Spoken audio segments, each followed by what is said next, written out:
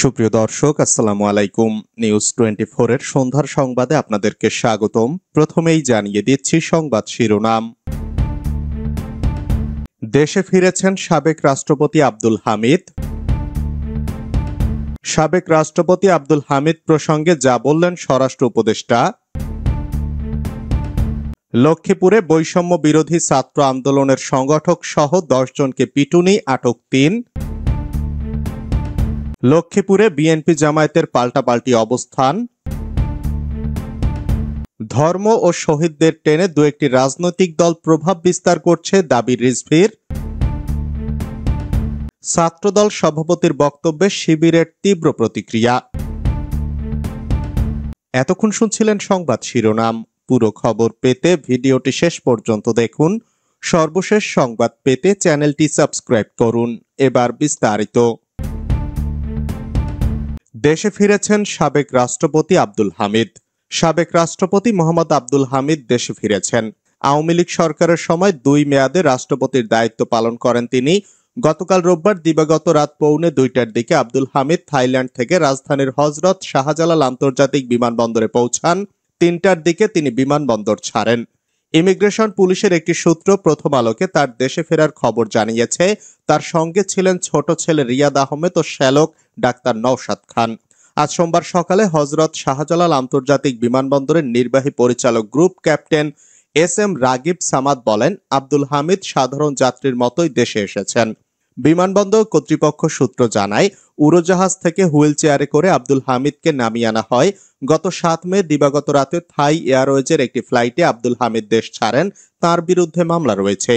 ছাত্র আন্দোলনে হামলা ও গুলি করার ঘটনায় কিশোরগঞ্জে সাবেক রাষ্ট্রপতি আব্দুল হামিদ, সাবেক প্রধানমন্ত্রী শেখ হাসিনা, তার বোন শেখ রেহানা, শেখ হাসিনার ছেলে সজীব ওয়াজেদ জয়, মেয়ে সাইমা ওয়াজেদ পুতুল সহ 124 জনের বিরুদ্ধে একটি মামলা হয়। গত 14 জানুয়ারি কিশোরগঞ্জ থানায় মামলাটি করা হয়।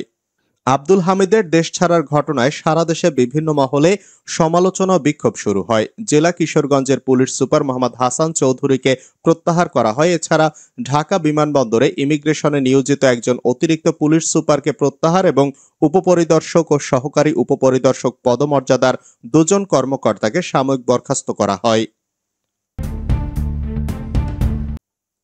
সাবেক রাষ্ট্রপতি আব্দুল হামিদ প্রসঙ্গে যা বললেন স্বরাষ্ট্র উপদেষ্টা। সাবেক রাষ্ট্রপতি আব্দুল হামিদ তদন্তে দোষী হলে তাকে আইনের আওতায় নেওয়া হবে বলে জানিয়েছেন স্বরাষ্ট্র উপদেষ্টা লেফটেন্যান্ট জেনারেল জাহাঙ্গীর আলম চৌধুরী। আজ সোমবার ঢাকা মহানগর পুলিশের যাত্রাবাড়ি থানা পরিদর্শন শেষে সাংবাদিকদের প্রশ্নের জবাবে তিনি কথা বলেন। সাবেক রাষ্ট্রপতি আব্দুল হামিদকে নিয়ে সাংবাদিকদের করা প্রশ্নের জবাবে তিনি বলেন, তদন্তের দোষী হলে কাউকেই আইনের বাইরে রাখা হবে না। দোষী ব্যক্তিকে আমরা আইনের আওতায় নিয়ে আসব, কিন্তু কেউ নির্দোষ হলে কেন তাকে সাজা দেব? লক্ষ্মীপুরে বৈষম্য বিরোধী ছাত্র আন্দোলনের সংগঠক সহ 10 জনকে পিটুনি, আটক 3। লক্ষ্মীপুরের রামগঞ্জ উপজেলা স্বাস্থ্য কমপ্লেক্সে ঢুকে বৈষম্য বিরোধী ছাত্র আন্দোলনের সংগঠক সহ অন্তত 10 জনকে পিটিয়ে আহত করার অভিযোগ উঠেছে। রোববার রাত 9টার দিকে এ হামলার ঘটনা ঘটে। ঘটনার পর পুলিশ অভিযান চালিয়ে 3 জনকে আটক করেছে। ঘটনার পর আহতদের রামগঞ্জ উপজেলা স্বাস্থ্য কমপ্লেক্সে চিকিৎসা দেওয়া হয়। তাদের দেখতে রাতে হাসপাতালে যান জাতীয় নাগরিক পার্টির যুগ্ম আহ্বায়ক মাহবুব আলম। পুলিশ জানিয়েছে, আটককৃত ব্যক্তিরা হলেন মাসুদ, কামাল হোসেন ও তুষার। তাদের বিস্তারিত পরিচয় জানা যায়নি। রামগঞ্জ থানার ভারপ্রাপ্ত কর্মকর্তা মোহাম্মদ আবুল বাশার ঘটনার সত্যতা নিশ্চিত করেছেন।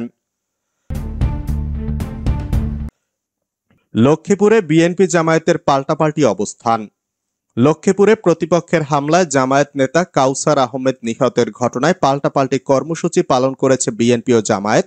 বিএনপি সমর্থিতদের হামলায় কাউসার আহমেদ নিহত হয়েছেন বলে দাবি করে দোষীদের শাস্তির দাবিতে সোমবার দুপুরে লক্ষ্মীপুর শহরে বিক্ষোভ মিছিল করে জামায়াতের নেতাকর্মীরা। অন্যদিকে সামাজিক সমস্যার জের ধরে হামলার ঘটনাকে রাজনৈতিকভাবে নিয়ে যাওয়ায় ক্ষোভ প্রকাশ করে একই দিন সংবাদ সম্মেলন করে বিএনপি। বিক্ষোভ মিছিল শেষে জামায়াত নেতারা দাবি করেন, জামায়াত নেতা কাউসার আহমেদকে রড দিয়ে পিটিয়ে হত্যা করা হয়েছে। হত্যার পর প্রশাসন মামলা নিতে গড়িমসি করেছে। রোববার মামলা হওয়ার পরও এখনো কোনো আসামি গ্রেফতার হয়নি। এ হত্যার সঙ্গে বিএনপি নেতাকর্মীরা জড়িত, দ্রুত তাদের গ্রেফতার করে আইনের আওতায় আনতে হবে। অন্যদিকে সংবাদ সম্মেলন করে বিএনপি দাবি করেন একটি সামাজিক সমস্যাকে রাজনৈতিকভাবে নিয়ে গিয়ে জামায়াত নোংরামি করছে। বিষয়টি কোনো দলীয় ইস্যু নয়। জামায়াত নেতা কাউসার আহমেদের আগেও 2বার স্ট্রোক করেছেন। তিনি স্ট্রোকজনিত কারণে মৃত্যুবরণ করতে পারেন। তাছাড়া একটি চুরির ঘটনাকে কেন্দ্র করে হামলার ঘটনা ঘটেছে, সেটাকে দলীয়করণ অত্যন্ত দুঃখজনক। ধর্ম ও শহীদদের টেনে দু একটি রাজনৈতিক দল প্রভাব বিস্তার করছে, দাবি রিজভীর। বিএনপির সিনিয়র যুগ্ম মহাসচিব রুহুল কবির রিজভী বলেছেন, যে কোনো ইস্যুতে ধর্ম ও শহীদদের টেনে এনে দু একটি রাজনৈতিক দল সরকারের উপর প্রভাব বিস্তার করছে। একটি সুনির্দিষ্ট এজেন্ডা বাস্তবায়ন করতে দু একটি রাজনৈতিক দল শহীদদের রক্ত ও ধর্মকে টেনে নিয়ে আসে।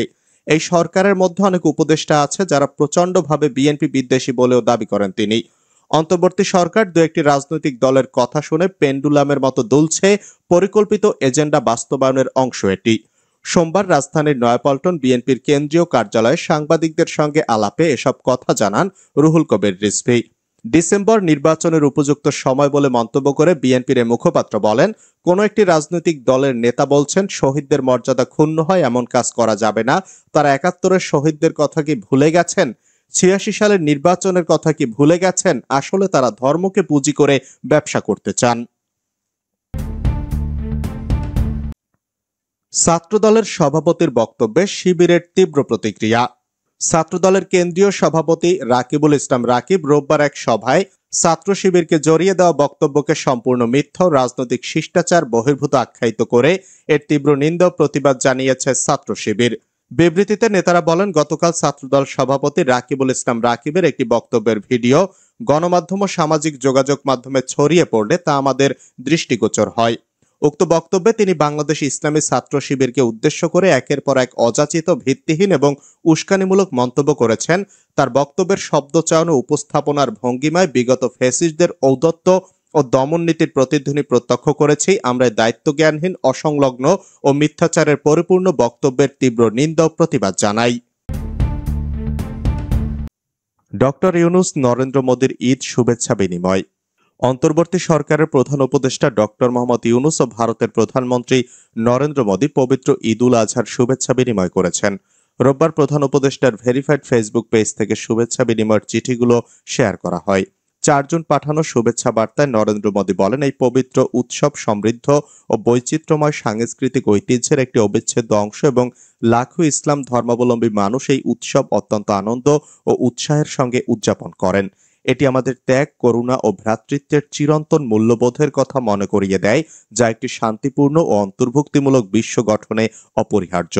শুভেচ্ছা বার্তায় ডক্টর মোহাম্মদ ইউনূসের সুস্বাস্থ্য ও সুস্থতাও কামনা করেন ভারতের প্রধানমন্ত্রী। এবার ভোট ডাকাতি হতে দেব না, মন্তব্য শফিকুল ইসলাম মাসুদের। জামায়াত ইসলামের ঢাকা মহানগরী দক্ষিণের secretary general doctor Shafiqul Islam Masud বলেছেন, আমরা এবার ভোট ডাকাতি হতে দেব না, ভোট কেন্দ্রে জালিয়াতি হতে দেব না, আমাদের ভোট কাউকে ছিনিয়ে নিতে দেব না। এই কাজ যারা করবে তাদের বিরুদ্ধে প্রতিরোধ গড়ে তুলব। রোববার সকাল 10টার দিকে বাউফল উপজেলার নাজিরপুর ইউনিয়নের নিমদি লঞ্চঘাটে জেলেদের মাঝে লাইফ জ্যাকেট বিতরণের আগে প্রধান অতিথির বক্তব্যে তিনি কথা বলেন। শফিকুল ইসলাম মাসুদ বলেন, আমরা এই সাগরের উত্তাল তরঙ্গমালার বিরুদ্ধে যেমন লড়াই করতে জানি, আমরা অন্যায়ের বিরুদ্ধে এই উত্তাল তরঙ্গমালার লোকেরা আগামী দিনে ভোট ডাকাতদের বিরুদ্ধে লড়াই করতে পারবো ইনশাল্লাহ। আমাদের জীবনের গুরুত্ব ও মূল্য বোঝার জন্যই তো এই দেশে সরকার ব্যবস্থায় কারা কিভাবে দায়িত্ব পালন করবে, এটার জন্য তো আমাদের 3 বছর 5 বছর পর পর স্থানীয় সরকার নির্বাচনগুলো আসে।